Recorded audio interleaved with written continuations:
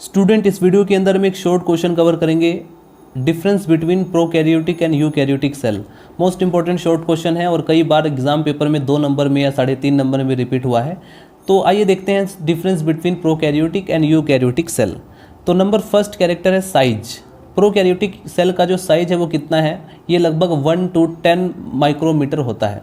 Eukaryotic cell का अगर आप साइज देखें तो उसमें 10 to 100 माइक्रोमीटर का होता है। अगर आप सेल वाल के रेस्पेक्ट में देखें तो प्रोकैरियोटिक सेल के अंदर जो सेल वाल है वो सेलुलोस उसमें नहीं पाया जाता, जबकि अगर आप यूकैरियोटिक सेल के अंदर आएँ तो यूकैरियोटिक सेल में मैंने आपको कहा कि इसमें प्लांट भी होते हैं और एनिमल्स भी आते हैं।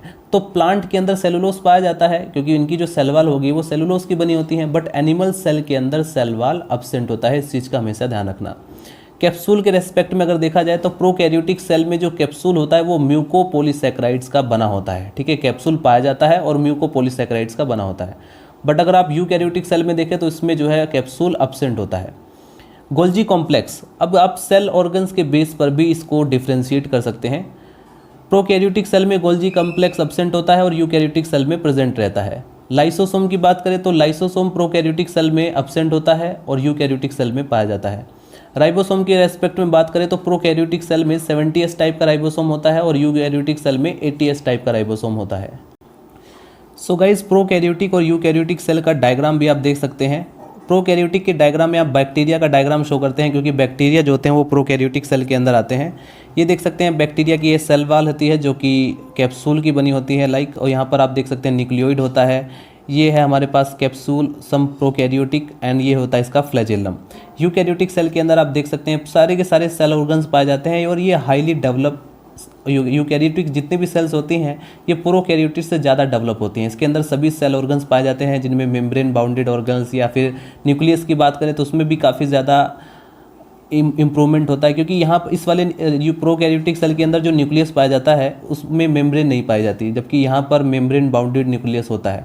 और बाकी जितने भी ऐसे डबल मेम्ब्रेन बाउंडेड ऑर्गेनल जैसे क्लोरोप्लास्ट, माइटोकॉन्ड्रिया, ये सब इसके अंदर प्रेजेंट रहते हैं जबकि इसके अंदर एब्सेंट रहते हैं। सो अगर और भी आप देखना चाहते हैं डिफरेंस तो मैं आपको दिखाता हूँ। तो यदि आप और भी डिफरेंस देखना चाहते हैं या इंग्लिश में कवर करना चाहते हैं तो यहाँ से भी कवर कर सकते हैं। Prokaryotic cell don't possess nucleus and membrane bounded organelle, क्योंकि प्रोकैरियोटिक के अंदर जो न्यूक्लियस होता है और या मेम्ब्रेन बाउंडेड ऑर्गेनल उसमें नहीं होता है। तो और यूकैरियोटिक सेल के अंदर possess bounded membrane bounded organelle including nucleus, इनके अंदर न्यूक्लियस भी प्रेजेंट रहता है और मेम्ब्रेन बाउंडेड ऑर्गेनल जैसे कि क्लोरोप्लास्ट, माइटोकॉन्ड्रिया, ये सब प्रेजेंट रहता है। नॉर्मली प्रोकैरियोटिक सेल जो होती है वो 0 to 2 एंड 2 to 2 माइक्रोन इनका डायमीटर होता है और इनका 10 to 100 डायमीटर होता है। इनमें जो है ट्रू न्यूक्लियस नहीं पाया जाता। क्यों नहीं पाया जाता? क्योंकि न्यूक्लियस में जो न्यूक्लियर मेम्ब्रेन और न्यूक्लियोलाई एब्सेंट होता है, जबकि यूकैरियोटिक सेल के अंदर consist of true nucleus and nuclear membrane, nucleoli, ये सब प्रेजेंट रहता है। तो इस तरह से और भी आप डिफरेंस देख सकते हैं। Consist of single circular DNA molecule and in the nuclear, जबकि आप यहाँ पर देखें तो consist of multiple linear and chromosome in the nucleus.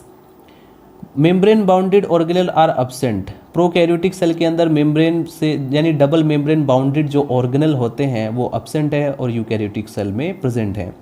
Flagella are made up of 2 proteins. Prokaryotic cell के अंदर जो फ्लैजेला होते हैं वो जो है 2 प्रोटीन से मिलकर बने होते हैं, जबकि यूकैरियोटिक सेल में some cells without cell contain flagella, कुछ सेल ऐसी हैं जिसमें फ्लैजेला बिल्कुल भी प्रेजेंट नहीं होता। Mostly made up of peptidoglycans, इनकी जो सेल वाल होती है पेप्टोग्लाइकॉन से और इनकी काइटिन या पेक्टिन या सेलुलोज से मिलकर बनी होती है।